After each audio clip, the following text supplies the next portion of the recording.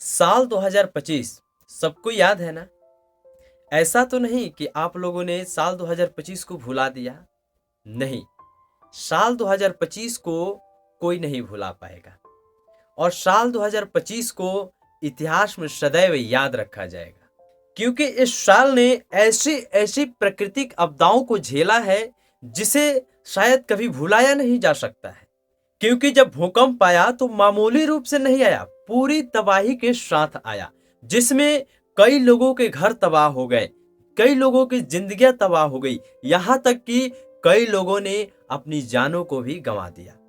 और ये भूकंप हाल ही फिलहाल में अफगानिस्तान में आया था, जिसमें न जाने कितने बूढ़े बच्चे जवान उस भूकंप के चपेट में आने से उनकी मृत्यु हो गई।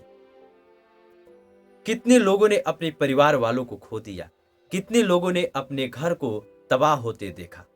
और बिहार का जवैनिया गांव याद है ना सबको, जिसमें बाढ़ आया था और उसमें कितने लोगों के घर तबाह हो गए, कितनी लोगों की जिंदगियां तबाह हो गई।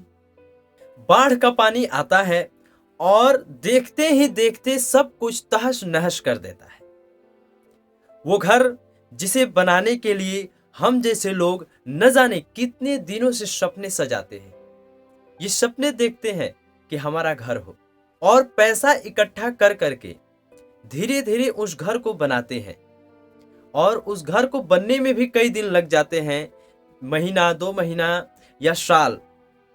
और जब वो घर बनकर तैयार हो जाता है तब हमें उस घर को देखते हुए कितना अच्छा लगता है, और वो घर हमारा सपनों का घर होता है, जिसको हम लोगों ने कई दिनों के परिश्रम के बल पर उस घर को बनाया होता है। और वो घर एक पल में बाढ़ की वजह से बाढ़ की चपेट में चला जाता है और तबाह हो जाता है। उस समय कैसा लगता है, कैसा लगता होगा इन गांव वालों को जिनका घर तबाह हो गया, उन्हें कैसा लग रहा होगा।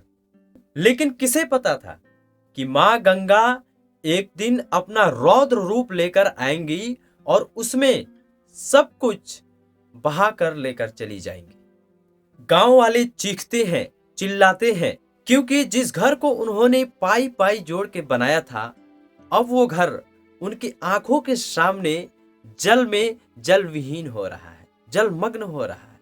तबाही का ये जो कहर है वो सिर्फ बिहार में या अफगानिस्तान में ही नहीं, बल्कि देश के कई जगहों पर या पृथ्वी के कई इलाकों पर, कई स्थानों पर अपना रौद्र रूप दिखा चुका है। जैसे हिमाचल प्रदेश में इस साल का अगस्त महीना सबसे विनाशकारी महीना साबित हुआ। पंजाब में अगस्त सितंबर महीने में भयंकर बाढ़ आई, जिसमें 1300 से ज्यादा गांव और कई एकड़ फसल नष्ट हो गए, तबाह हो गए, जिसमें लोगों की साल भर का मेहनत, साल भर की कमाई बर्बाद हो गई। जम्मू में वैष्णो देवी मार्ग पर भूस्खलन और जम्मू के तवी में भयंकर बाढ़ आना, उत्तराखंड के धराली और उत्तर काशी में खतरनाक फ्लैश फ्लड आना, और ये तबाही जब भी आई अचानक आई, जिससे कि वहां पे मौजूद लोगों को इन घटनाओं का पता भी नहीं चला। तब ये घटना हुई, तब ये तबाही आई और उन्हें संभलने का एक पल के लिए भी मौका नहीं मिला, और कई लोग इस तबाही के मंजर में, इसके चपेट में आकर अपना प्राण गंवा दिए, जान गंवा दी। क्योंकि ये तबाही जब भी आई तूफान बन के आई और वहां पे मौजूद सभी लोगों को काल के चपेट में लेकर चली गई। 2025 इस साल ने बहुत से लोगों की जिंदगियां छीन ली है।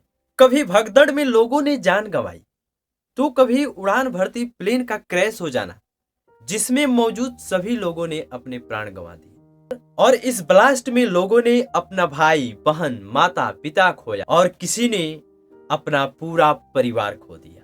पंजाब भारत का वह प्रदेश है जिसे हम अन्न का भंडार कहते हैं, और इस साल पंजाब में कितनी भयंकर तबाही हुई थी बाढ़ के कारण, ये सभी लोग जानते होंगे। कितने गांव प्रभावित हुए, कितने घर तबाह हुई, कितने फसलें तबाह हो गई उस बाढ़ की चपेट में आने के कारण ये आप सभी ने देखा होगा।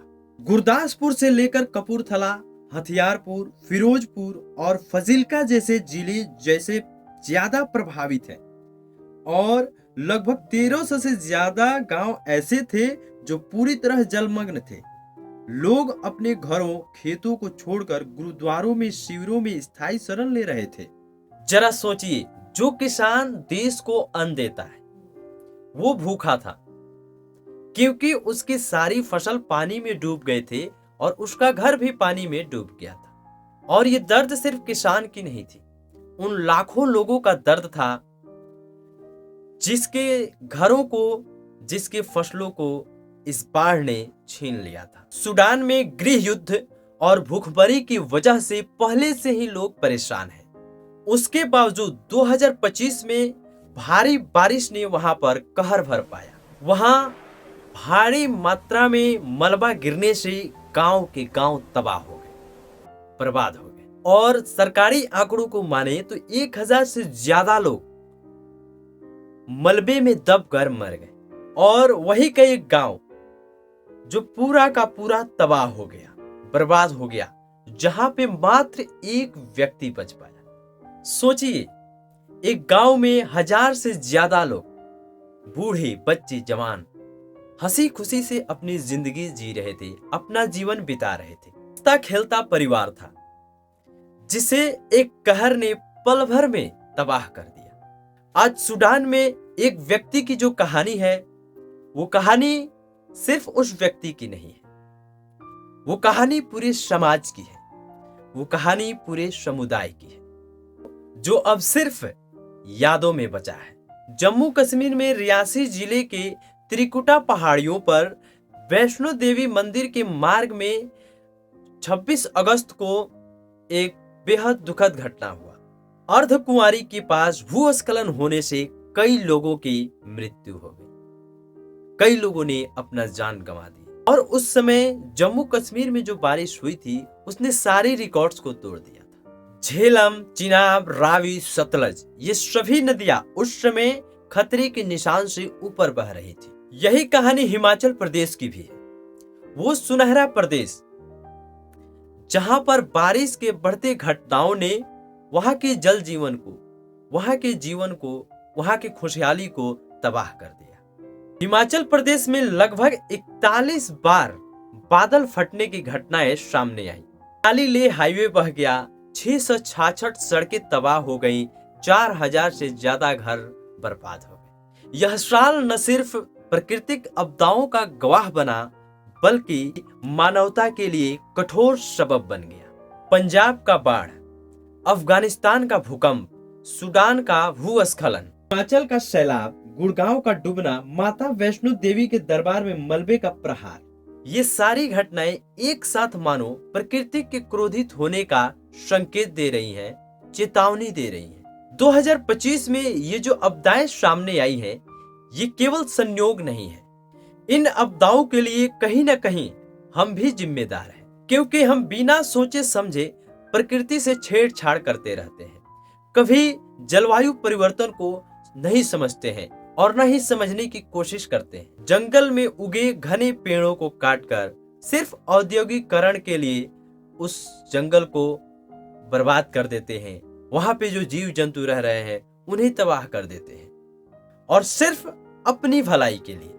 इसीलिए प्रकृति कहर बनकर टूटती है, और जब प्रकृति का प्रकोप बढ़ता है तब शहर के शहर और गांव के गांव बर्बाद होते टाइम नहीं लगते, समय नहीं लगते। पल भर में सब कुछ तहस नहस हो जाता है, सब कुछ बर्बाद हो जाता है, सब कुछ तबाह हो जाता है।